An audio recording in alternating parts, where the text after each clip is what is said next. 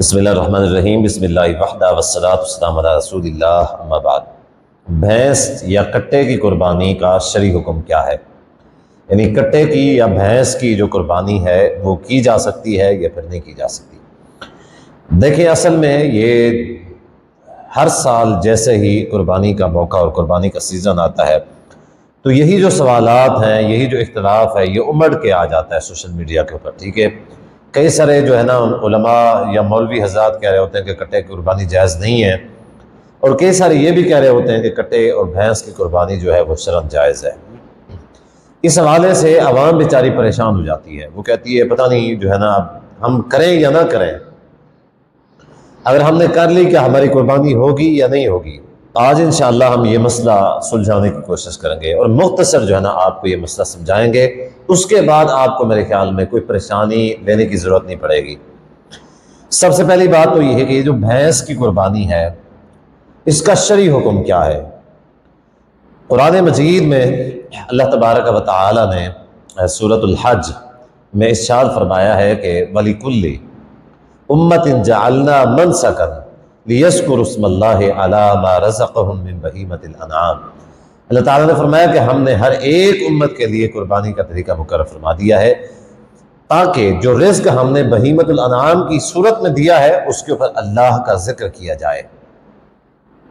اب یہ جو بہیمۃ الانعام ہے اس کی قربانی کا قرآن مجید میں حکم دیا گیا ہے۔ بہیمۃ الانعام کس کو کہتے ہیں؟ بہیمۃ الانعام کا معنی ہے گھریلو چوپائے، یعنی ایسے جانور جو چار ٹانگوں والے ہوں اور گھریلو ہوں، گھروں میں پالے جاتے ہوں، گھروں میں رکھے جاتے ہوں، ایسے جو جانور ہیں جو گھر کے لیے ہوتے ہوں تو ایسے جو ہے ان کو چوپائے کہا جاتا ہے بہیمۃ الانعام عربی زبان میں۔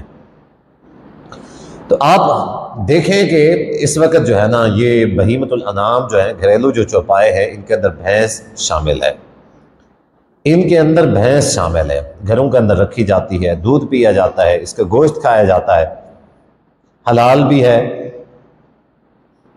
تو اس سے یہ بات سمجھ میں آتی ہے اور اس سے یہ بات ثابت ہوتی ہے کہ بہیمۃ الانعام جس کی اللہ تعالیٰ نے قربانی کا حکم دیا ہے اس میں بھینس بھی شامل ہے۔ قرآن مجید میں دوسرے مقام پہ اللہ تبارک و تعالیٰ نے اس کی وضاحت بھی فرما دی ہے۔ اللہ تعالیٰ نے اس کی وضاحت بھی فرما دی ہے، ثمانیۃ ازواج، 8 جوڑے ہیں، 8 جوڑے، یعنی اگر مذکر اور مؤنث کو ملائیں گے تو 8 جوڑے بنیں گے، من الضأن اثنین ومن المعز اثنین ومن الابل اثنین ومن البقر اثنین، یہ 4 ہیں اور ایک جوڑے یعنی مذکر اور مؤنث 4 ہیں، اگر ان کو علیحدہ علیحدہ کریں گے تو 8 ہو جائیں گے۔ مثال کے طور پہ بھیڑ جو ہے، بھیڑ یہ مذکر اور مؤنث 2 ہو گئے، بکری مذکر اور مؤنث 2 ہو گئے، یہ 4 ہو گئے، اونٹ مذکر اور مؤنث ہو گئے 6 ہو گئے، گائے مذکر اور مؤنث ہو گئے 8 ہو گئے۔ تو یہ 8 جو ہیں ان کو اللہ تبارک و تعالیٰ نے ان کی قربانی کا حکم دیا ہے۔ تو اس 8 میں یہ جو جن کا اللہ تعالیٰ نے تذکرہ فرمایا ہے ان میں بھینس بھی شامل ہے۔ بھینس اب کہاں سے شامل ہو گئی؟ یہاں پہ بھیڑ کا تذکرہ ہے، بکری کا تذکرہ ہے، گائے اور اونٹ کا تذکرہ ہے، بھیڑ کا تذکرہ ہے نہیں، بھینس کا تذکرہ نہیں ہے، تو بھینس کی قربانی کہاں سے آ گئی؟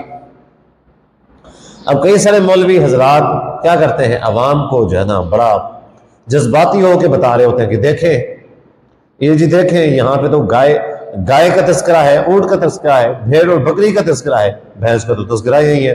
جب تذکرہ نہیں ہے تو پھر اس کی قربانی کیسے جائز ہوگی؟ پہلی میں نے قرآن کی آیت سنائی جس میں یہ بتایا گیا کہ گھریلو جو چوپائے ہیں ان کی قربانی اللہ تبارک و تعالیٰ نے تمہارے لیے مقرر کر دی ہے۔ اب یہاں پہ گھریلو جو چوپائے ہیں ان کا اللہ نے تذکرہ بھی کر دیا ہے لیکن اس میں بھینس کا تذکرہ نہیں ہے۔ اب جب اس میں بھینس کا تذکرہ نہیں ہے تو بھینس کی قربانی کیسے جائز ہوگی؟ مسئلہ ذرا سمجھیں۔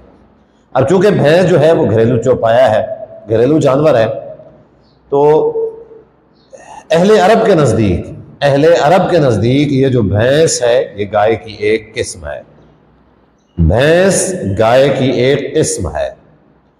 اور یہ بات بھینس کی قربانی کے حوالے سے جو اجماع ہے یہ نبی صلی اللہ علیہ وسلم کے زمانے سے، صحابہ کے زمانے سے، تابعین تبع تابعین کے زمانے سے، ائمہ حدیث و محدثین کے زمانے تک سب کے نزدیک اتفاق تھا کہ بھینس کی قربانی ہو سکتی ہے۔ بھینس کی قربانی جائز ہے، بھینس کی قربانی کی جا سکتی ہے۔ یہی وجہ ہے کہ جتنے بھی امام ہیں، امام ابن المنذر وہ فرماتے ہیں کہ بھینس کی قربانی کے اوپر اجماع ہے کہ اس کی قربانی جائز ہے۔ بھینس کی قربانی کے اوپر وہ فرماتے ہیں اجماع ہے۔ امام احمد بن حنبل رحمہ اللہ، امام احمد بن حنبل رحمہ اللہ سے اس چیز کے بارے میں پوچھا گیا کہ آپ یہ بتائیں کہ بھینس کی قربانی جائز ہے، اس کا کیا حکم ہے؟ فرماتے ہیں لا اعرف خلاف ھذا، کہ مجھے اس کے اختلاف کے بارے میں نہیں ہے بھائی۔ وہ فرماتے ہیں مجھے نہیں پتا، اتنا میں جانتا ہی نہیں ہوں، آج تک میں نے سنا ہی نہیں کہ کسی نے اس بارے میں کوئی اختلاف کیا ہو کہ بھینس کی قربانی نہیں کرنی چاہیے، بلکہ سب اس بات کے اوپر متفق ہیں کہ بھینس کی قربانی ہو سکتی ہے۔ کیونکہ الجاموس نوع من البقر، یہ گائے کی قسم ہے جو بھینس ہے، بھینس جو ہے یہ گائے کی قسم ہے۔ آج بھی عرب کے اندر چلے جائیں، جہاں عرب کے جن علاقوں کے اندر اس دور میں بھینس موجود ہے، وہاں پہ بھینس کی قربانی کی جاتی ہے۔ یہ اختلاف صرف اور صرف انڈیا پاکستان میں، اور پھر لوگ جذباتی ہو کے کہہ رہے ہوتے ہیں۔ مولوی صاحب کہہ رہے تھے پھر مرغی کی قربانی کر لو، میں حیران اس بات کے اوپر ہوں، مرغی کی قربانی کر لو، مرغی چوپایا ہے؟ کہتا مرغی حلال ہے۔ اور بھائی مرغی حلال تو ہے، مرغی چوپایا تو نہیں ہے۔ چوپایا پرندے کو نہیں کہتے بلکہ جانور کو کہتے ہیں جس کی 4 ٹانگیں ہوں، گھریلو جانور ہو، حلال ہو اور اس کی 4 ٹانگیں ہوں، تو اللہ تعالیٰ نے ان کی قربانی کا حکم دیا ہے۔ بھینس ان میں شامل ہے، مرغی تو شامل نہیں ہے۔ اچھا مختلف قسم کے اب دیکھیں، اگر کوئی بھینس کی قربانی کر لیتا ہے ٹھیک ہے، کوئی نہیں کرتا تو کوئی گناہ والی بات نہیں ہے، اگر وہ کر لیتا ہے قربانی ہو جاتی ہے، لیکن اگر کوئی نہیں کرتا کوئی مسئلہ نہیں ہے، کوئی گناہ والی بات نہیں ہے، کسی اور چیز کی قربانی کر لے۔ لیکن یہ بعض جاہل خطبہ حضرات جذباتی ہو جاتے ہیں، جذباتی ہو کے چیلنج دینا شروع کر دیتے ہیں، اور پھر چیلنج دیتے بد اخلاقی والی باتیں بھی کر جاتے ہیں، اور وہ شاید عوام میں ٹھیک ہے، عوام میں چونکہ جو جاہل عوام ہے ان میں تو ان کو مقبولیت حاصل ہے، وہ عوام بھی خوش ہو رہی ہے، وہ بھی خوش ہو رہتے ہیں کہ ہم نے کیا چیلنج دے دیا، ہم نے کیا بات کر دی ہے بھائی، ہم نے دلیل سے ثابت کر دیا۔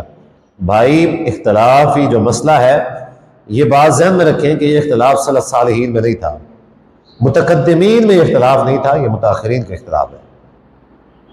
اب متاخرین کا جو اختلاف ہے ان کے پاس بھی قرآن و سنت سے کوئی واضح دلیل نہیں ہے جس سے یہ ثابت ہو جائے کہ بھینس جو ہے یہ بہیمۃ الانعام کے اندر شامل نہیں ہے، جو گھریلو جو چوپائے ہوتے ہیں ان میں شامل نہیں ہے۔ یا تو یہ ہے کہ گھروں میں رکھنا چھوڑ دیں، یا پھر یہ ہے کہ قرآن و سنت سے کوئی دلیل بیان کرنا شروع کر دیں، ایسے دلیل لے کے آئیں جس سے یہ ثابت ہو جائے کہ یہ جو بھینس ہے یہ گھریلو چوپایا نہیں ہے۔ ہم نے چونکہ اس کو بھینس کو گھریلو چوپایا بنا کے اس کی قربانی کو جائز قرار دیا ہے، تو وہ دلیل لے کے آئیں قرآن و سنت میں سے بھی فلاں جگہ پہ یہ لکھا ہوا ہے قرآن میں حدیث میں کہ گھریلو چوپایا نہیں ہے، لہٰذا قربانی جائز نہیں ہے، ہم مان جائیں گے۔ اب جب گھریلو چوپایا بھی ہے، اور یہ جتنی بھی لغت کی کتابیں ہیں ساری لغت کی کتابوں کے اندر یہ جو بھینس ہے اس کو گائے کی ایک قسم بتایا گیا ہے، تو جب اس کو گائے کی قسم بتایا گیا ہے تو اس کی قربانی جائز ہے، بالکل اس کی قربانی جائز ہے، کوئی بھی کرنا چاہے بالکل جائز ہے، اس میں کسی قسم کے کوئی اختلاف والی یا کسی قسم کی کوئی پریشانی والی کوئی بات نہیں ہے، جو بھی کرنا چاہتا ہے بالکل بے فکر ہو کے بھینس کی قربانی کر سکتا ہے۔